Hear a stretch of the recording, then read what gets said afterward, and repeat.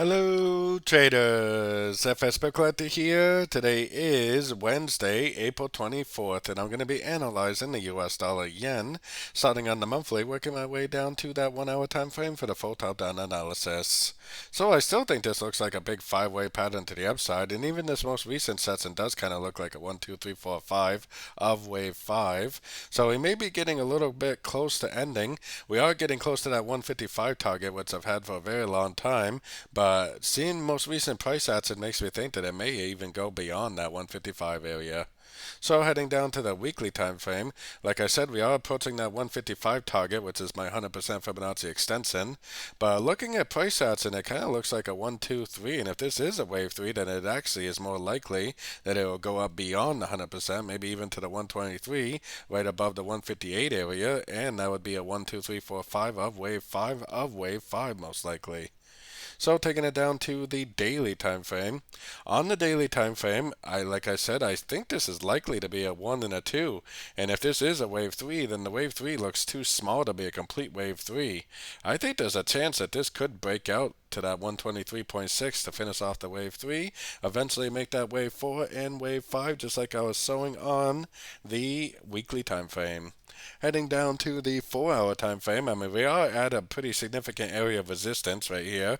Price does kind of look very, very slow, almost like an ending diagonal, so I wouldn't be surprised if it did make a push down. But even if it does make a push down, I think it's likely to be a crescent to the uptrend. I'm definitely still looking for longs. If it goes down and significantly breaks structure like that on the 4 hour time frame, then yeah, that would turn me into a seller. But depending on how it breaks structure, it may just be an ABC crescent. It may go down and break structure, but it might just be a crescent to the uptrend, so definitely be cautious trying to go short.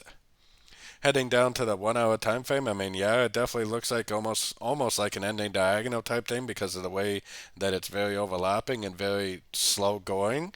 But like I said, I honestly would not be surprised if it broke out of this level, maybe came back, retested the level, and just kept on trending up.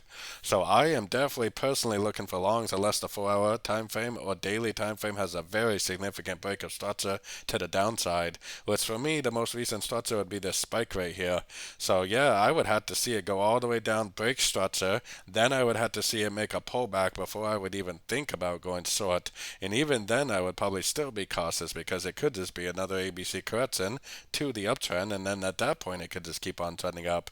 Which like I said, I don't even think there's any guarantees that it's going to do this. It may be more likely that it just keeps on making those higher highs, higher lows, especially because it looks like a wave 3 on the much higher time frames.